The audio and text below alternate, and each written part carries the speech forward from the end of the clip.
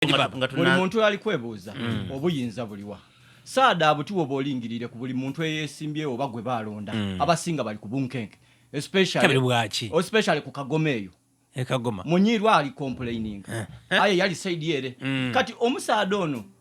musaada politician ate omugezi ana namuterawo omugongo nti wali omusaada abuti ali ku kaseera kakasembayo ayina okuba ways era n'okubala ino kiki ekimutwala mu dunia sente saada abuti yasazeewo yakoba ati ndijja kuwagira Anita ate nze lize na muwagira because namugaza tavangayo kunamukira kasimu oba namusaba kalulu watifu ng'ajatola mu erina kisoboka kyona omusaada n'abaawo n'aswalira mu idiro obona bwoke namake n'agazira ku nsonga eyo nze ndina kintu kyentaawo nti busoga fast aye ngekali fast busoga fast uno kitaawo abantu bakibabe nga namba ebiri mu baavu abalegano tulira bakala moji soka busoga moide ku kintu kyancho nekiriwo mukyana muganza musoga mama Kadaga yali speaker wa parliament musoga yali ava busoga wano ayeti yesimbye ekifo ekyo bwe kyaja twabona nga tugwitwagwamu ekiyongobero wetufuna mukyana muganza nga koja nti be owava mama Kadaga nzele kandirewo namuganza kandirewo twandibetu muzimba era mukulu koko mweru nze mbona ngaawo yayo kicha tuwagira abasoga wabali kwenda ebifo wobale ebifo busoga sana byetulinane ngo ebusoga nobale ebiri eteso nobala mu western tuenda kuzimba bana muganza abayaka bakadaga abayaka twanga tisibusoga efene mu nizoba ndikuwagira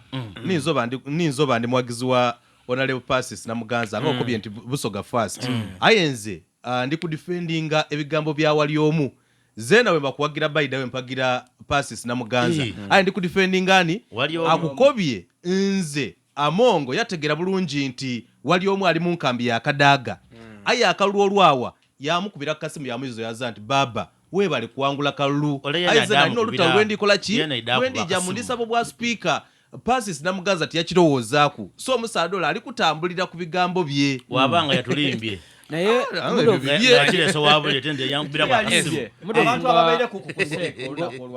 Mudofu ng'ogyeko backup ya President Museveni ku kifo ky'oba speaker Anita Amongo ne Passis na Muganza bonna tebalina kubeera speaker ba parliament era kwena okuba kwawa nti olw'ensonga nti omanyi kifo ky'oba speaker kyetaaga nnyo omuntu kalwa gutema saye bwogo gusajja gusobola okukulembera awo ebisanja singa guba gulina backup Passis na Muganza uliriza Passis na Muganza alina obusungu mujjukire mabegawo ng'ayambula Kadaga wenyu mbotibaga yaino baligala Amongo mumulabirawo kweko ne Amongo alina obusungu bw'otamanyi era waliwo olumu abadde abulagira nga nakusongera mudda yosidda Amongo muki Amongo muteso musoga yafumbirwa magogo bana omukyotala gabagano ngali musoga musoso era mawanga era nze mbati maseni wakamuli musoso ire mbatire musoga gyakajja mu wicho wedde sebo ni oba nani amainage mu bwache bazinga muzira bayindi bamaza wana ibanga ki mwire mumemale muzira bayindi muli mu abafena babeta tutereze mujja kwonona abobuwangwa biti basoga buti wolese kya busoga busoga Amongo buti musoga mulamu waimwe yafumbirwa busoga atikimufura musoga Mudofu oli mutuufu omusoga wetukoba nti omusoga abasoga tuli obukaire buna n'emitwalo 7 4.7 awo twogera ku basoga twogera ku ife Balondemu abasoga n'abawangalira mu busoga bona babaki basoga nti kutereza mwana ake mga musoga yagire musoga sebo none